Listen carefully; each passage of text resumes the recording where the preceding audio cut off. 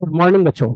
बच्चों good morning. बच्चों हम लोग जो देख रहे थे five kingdom classification, five kingdom classification में हम लोग अभी तक देख चुके हैं विकेटर का जो फाइव किंगडम क्लासिफिकेशन था, मोनेरा, प्रोटिस्टा, फंजाई, प्लांटी और पेन। अब हम लोग बात करने जा रहे हैं किसके किसके ऊपर?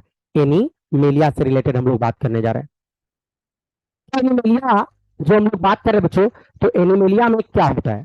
हम लोग जो बात करने जा रहे हैं किससे रिलेटेड? एनीमेलिया से रिलेटेड हम लोग बात करने जा रहे हैं।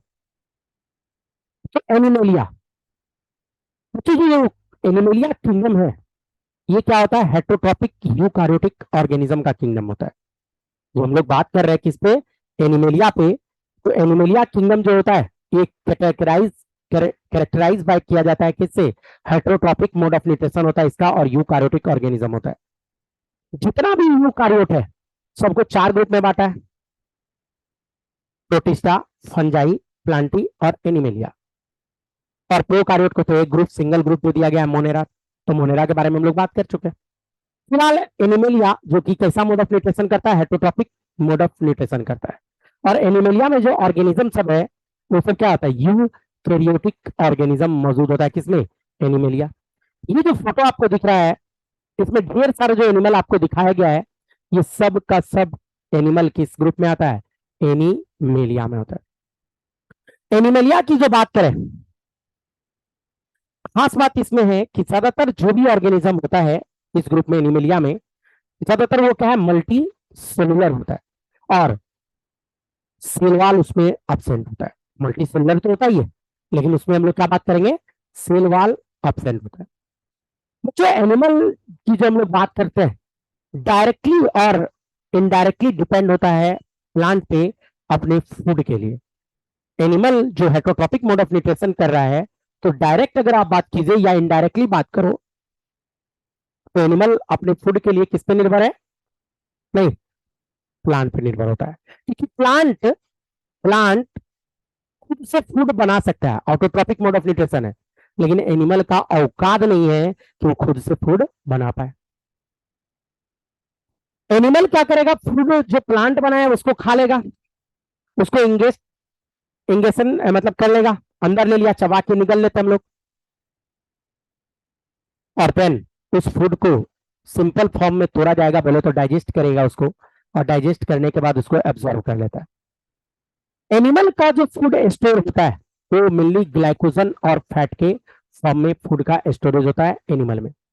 हम लोग जो एनिमल के फूड की स्टोरेज की बात करते हैं, वो मेनली ग्लाइकोजन और फैट के फॉर्म में फूड का स्टोरेज होता है।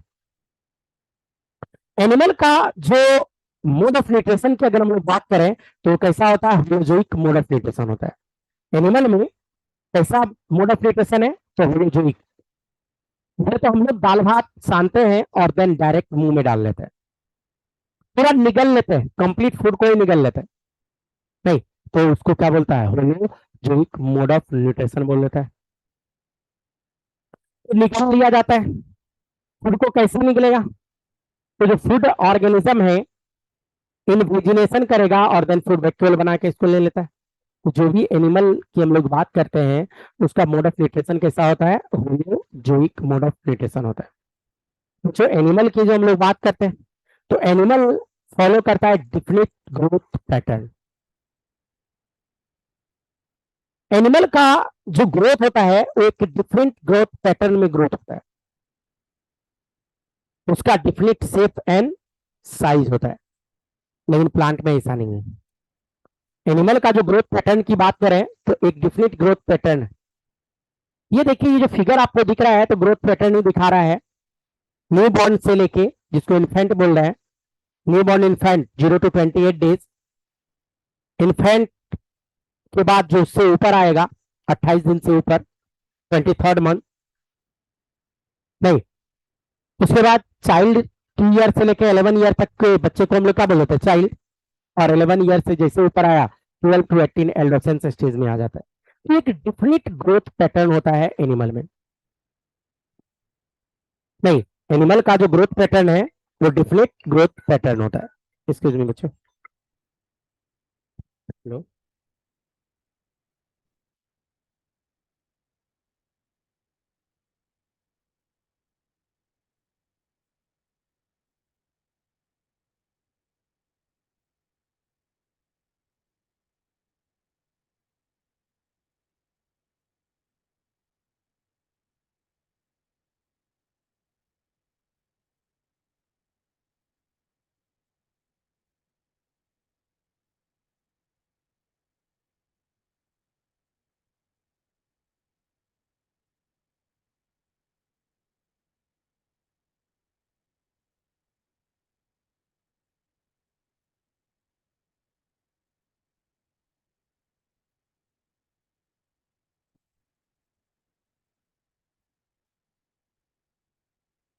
चलिए आगे बात करते हैं हम लोग। सॉरी इंटरप्शन के लिए। मैं बात कर रहा था यहाँ पे कि है यहाँ पे क्या होगा, ग्रोथ पैटर्न एक समान होता है। एनिमल में ग्रोथ पैटर्न समान होता है। क्या होगा, छोटा है फिर बड़ा फिर बड़ा फिर बड़ा सेंसरी। इवन इसका न्यूरोमोटर मैकेनिज्म भी रहता है। एनिमल में जो बात करें, नहीं तो यहाँ पे क्या होता है, higher from saw elaborate sensory and neuro motor mechanism. Animal में जो हम लोग बात करते हैं तो higher from saw elaborate sensory and neuro motor mechanism, neuro motor mechanism. तो जितना भी एनिमल है वो क्या देखा गया, ज्यादातर देखा गया वो कैपेबल होता है किसके लिए, लोकोमोशन के लिए। कोई भी एनिमल है तो एनिमल में हम लोग क्या बात कर लेते हैं, लोकोमोशन का। लोकोमोशन का मतलब क्या होता है, होल बॉडी, कंप्लीट बॉडी एक जगह से दूसरे जगह शिफ्ट करना, यही क्या कहलाता है, लोकोमोशन कहलाता है। होल बॉडी जो शिफ्ट होगा एक जगह से दूसरे जगह, इसी बात को हम लोग क्या बोलते हैं, लोकोमोशन बोलते हैं। तो लोकोमोशन बोला जाता है। सेक्सुअल रिप्रोडक्शन जो होता है इसमें, एनिमल में जो हम लोग बात करें सेक्सुअल रिप्रोडक्शन, तो यहाँ कपुलेशन आप बोल सकते हो। कपुलेशन जो होगा तो इसके लिए दो ऑर्गेनिज्म का रिक्वायरमेंट होगा, एक मेल और दूसरा फीमेल। और देन जो सेक्सुअल रिप्रोडक्शन होगा तभी जाइगोट बनेगा और देन इम्ब्रायो का डेवलपमेंट होगा, इम्ब्रायोलॉजिकल डेवलपमेंट फिर हम लोग बात करेंगे उसमें। और इम्ब्रायो का जो डेवलपमेंट होता है वो स्टेप बाय स्टेप इम्ब्रायो का डेवलपमेंट होता चला जाएगा। देखा क्या गया कि इम्ब्रायो सब जो होता है मिलता जुलता इम्ब्रायो है, नहीं यहाँ अलग अलग जो आपको दिख रहा है सबका इम्ब्रायो एक जैसा ही आपको मिलेगा। ये एनिमेलिया। बच्चों आपको बता दूं एनिमेलिया पे हम लोग और भी बात करेंगे जब इसका अलग से किंगडम पढ़ेंगे हम लोग, एनिमल किंगडम, तो पूरा डिटेल में फिर एनिमेलिया आएगा। पूरा एक चैप्टर ये आपका एनिमेलिया अलग से ही है, तो उस पर हम और डिटेल बात करेंगे। फिलहाल कुछ मल्टीपल चॉइस क्वेश्चन पे हम लोग देखते हैं। जैसे एक मल्टीपल चॉइस क्वेश्चन जो यहाँ पे आपके सामने है, कस्कुटा, कस्कुटा के बारे में ये पूछ रहा है, कस्कुटा इज ए, तो कस्कुटा क्या होता है, पैरासिटिक होता है, पार्शियल पैरासाइट। एक्चुअल में ये प्लांट किंगडम का क्वेश्चन है बच्चों। पार्शियल पैरासाइट है या कंप्लीट पैरासाइट है या ऑटोट्रॉफ है या सेप्रोफाइटिक मोड ऑफ न्यूट्रिशन है। तो यहाँ पे पार्शियल, कंप्लीट, ऑटोट्रॉपिक या सेप्रोफाइटिक। तो आपको बता दूं कस्कुटा क्या होता है, कंप्लीट पैरासिटिक प्लांट होता है।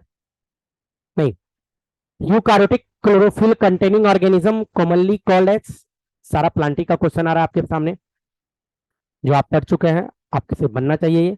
Eukaryotic chlorophyll containing organism commonly called as, क्या बोला जाता है, पहला एनिमेलिया, क्लोरोफिल होगा तो एनिमेलिया तो आंसर नहीं जाएगा। सेकेंड प्लांटी, नहीं, third wild population, fourth none of this, answer क्या चला जाएगा, प्लांटी, क्योंकि यहाँ पे क्या मौजूद है, क्लोरोफिल मौजूद है। Next, cell wall of plant is made up of, next जो है सेल वॉल, प्लांट का सेल वॉल किससे मिलके बना होता है, तो आंसर क्या जाएगा, cellulose, chitin, pseudomurein, peptidoglycan, answer क्या जाएगा, आपको अच्छे से पता है सेलुलोज आंसर जाना है इसमें कि प्लांट का सेल वॉल किस में जाएगा। क्लियर। तो ये तो हम लोग जो बात किए ये एनिमेलिया पे बात किया, थोड़ा सा क्वेश्चन हम लोग देखें बच्चों। इसी से रिलेटेड एक 6 किंगडम क्लासिफिकेशन होता है। हम लोग तो अभी तक जो पढ़ रहे थे वो 5 किंगडम क्लासिफिकेशन से रिलेटेड बात किए, लेकिन जरा सा बात हम लोग कर लेते हैं 6 किंगडम क्लासिफिकेशन पे। बच्चों 6 किंगडम क्लासिफिकेशन की जो बात करें तो कार्ल लुईस नाम के साइंटिस्ट प्रपोज किए हुए हैं 6 किंगडम क्लासिफिकेशन। एक्चुअली सबसे ज्यादा जो एक्सेप्टेड है वो तो 5 किंगडम क्लासिफिकेशन है जो विकेटर का दिया हुआ है, लेकिन बाद में कार्ल लुईस नाम के जो साइंटिस्ट हैं वो 6 किंगडम क्लासिफिकेशन दे दिए। कार्ल लुईस यही है जो आपको दिख रहा है। 6 किंगडम क्लासिफिकेशन में जो बोला गया, मोनेरा को तो डिस्टिंक्ट किंगडम में बांट दिया गया। जो मोनेरा 5 किंगडम में जो मोनेरा था उसको 2 में बांट दिया, मोनेरा को सिर्फ बांट दिया गया। मोनेरा में बैक्टीरिया को अलग और आर्की बैक्टीरिया को अलग कर दिया गया, तो हो गया 6। तो मोनेरंस को ग्रुप में बांट दिया, आर्की बैक्टीरिया और बैक्टीरिया को अलग अलग कर दिया गया। नहीं, और जैसे वो मोनेरा को बांटेगा तो 2 बढ़ गया, तो 6 हो गया टोटल। सिक्स किंगडम में क्या क्या इंक्लूड हो रहा है, इसका मतलब अगर सिक्स किंगडम क्लासिफिकेशन की बात करें तो उसमें जो मोनेरा को बांटा तो सबसे पहले बैक्टीरिया। ये जो आपको सामने दिख रहा है फिगर, ये किसका फिगर है, बैक्टीरिया का। बैक्टीरिया के बाद जो दूसरा बांटा गया सिक्स किंगडम क्लासिफिकेशन कार्लूज के द्वारा, आर्की बैक्टीरिया, जिसको एंसेंट बैक्टीरिया के नाम से भी हम लोग जानते हैं। आर्की बैक्टीरिया देखोगे तो ये सब जो दिख रहा है आपको, ये क्या है, आर्की बैक्टीरिया के बारे में बात किया गया। फिर जो दिया गया, क्या दिया गया, प्रोटिस्टा। प्रोटिस्टा की बात करें तो ये जो सामने आपको दिख रहा है ये सब क्या है, प्रोटिस्टा। ये प्रोटिस्टा से रिलेटेड बात किया गया। प्रोटिस्टा के बाद जो हम लोग अगला बात करेंगे फंजाई। प्रोटिस्टा के बाद जो अगला बात करेंगे क्या होता है, फंजाई। तो ये वाला जो है फंजाई वाला पोर्शन आपको दिख रहा है बच्चों। फंजाई के बाद क्या बात करेंगे, प्लांटी।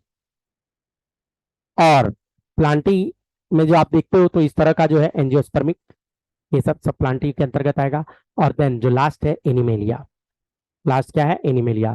तो कार्ल उज क्या किए, ये जो साइंटिस्ट आपके सामने दिख रहे हैं, जो फाइव किंगडम क्लासिफिकेशन पहले विकेटर का था उसको कन्वर्ट कर दिया गया किसमें, सिक्स किंगडम क्लासिफिकेशन में कार्लूज इसको बांट दी। और जो सिक्स किंगडम क्लासिफिकेशन में इसको बांटा गया तो उसमें क्या क्या बांटा गया, bacteria, archaebacteria, protista, fungi, Plantae और एनिमेलिया। और एनिमेलिया ये सब हो जाता है। ये सिक्स किंगडम क्लासिफिकेशन से रिलेटेड बात कर, नहीं बच्चों आपको बता दूं, इसी डायवर्सिटी में जो एनसीईआरटी में लिखा है एक स्मॉल सबयूनिट जो होता है राइबोसोम का, राइबोसोमल आरएनए का, ribosomal RNA 16S rRNA. 16S rRNA को देखा गया कहां पे मौजूद होगा, पहले ये समझो। 16S आरआरएनए पहले मैं आपको जो बताता हूं, ये इवोल्यूशनरी रिलेशनशिप उससे देखा जाता है। एक्चुअल में क्या है, ये जो राइबोसोम होता है, ये राइबोसोम जो है, राइबोसोम का दो सब यूनिट होता है। प्रोकैरियोटिक राइबोसोम की अगर बात करें, ये अगर 70S है तो इसमें ये 30S होता है और ये होता है 50S। और यही 30S के अंदर होता है 16S राइबोसोमल आरएनए। तो मेनली इसी आरएनए के बारे में बात कर रहा है, 16S आरएनए के बारे में, कि इवोल्यूशनरी रिलेशनशिप को देखा जाता है। 16S आरएनए से हम लोग इवोल्यूशनरी रिलेशनशिप देख सकते हैं। एक्चुअल में इसका जो सीक्वेंस है ये बड़ा कंजर्व सीक्वेंस है, और कहिए कि आज तक ये कंजर्व ही है। और उसका जो क्लासिफिकेशन देखा जाता है कुछ इस तरह से देखा गया। ये जो ट्री बना हुआ है कि पहले कौन आया, उसके बाद कौन आया, उसके बाद कौन आया, कैसे कैसे ब्रांचेज आया, तो जस्ट एक ओवरव्यू आपको यहाँ आपको दिख रहा है। कार्लुज और जो कोवर्कर थे उन्होंने ऑब्जर्व किया सिक्स किंगडम नेचुरली क्लस्टर होता है, इसको तीन मेन कैटेगरी या डोमेन में बांट दिया गया था कार्लुज के द्वारा। जो सिक्स किंगडम क्लासिफिकेशन था उसको तीन डोमेन में बांटा गया था। और तीन डोमेन में क्या था, तीन डोमेन में जो बांटा गया था इसमें बैक्टीरिया को बांटा गया, आर्की बैक्टीरिया को बांटा गया एंड यूकारिया को बांटा गया। और ऐसा माना जाता है कि बैक्टीरिया, आर्की बैक्टीरिया और जो यूकारिया है ये कॉमन ग्रुप से ओरिजिन हुआ है, ये कॉमन ग्रुप से ओरिजिन हुआ है। तो इसमें बैक्टीरिया, आर्की बैक्टीरिया यहाँ पे दिख रहा है, नहीं इसमें आपको ये सब बैक्टीरिया वाला ग्रुप आपको दिखा रहा है यहाँ पे बैक्टीरिया। और इधर जो आपको ग्रुप है ये एक तरह से कह सकते हैं क्या, कौन सा, कॉमन एंसेस्टर में यूकारिया ग्रुप में इसको क्या किया गया, बांट दिया गया। तो मेनली जो इस तरह से जो बांटा गया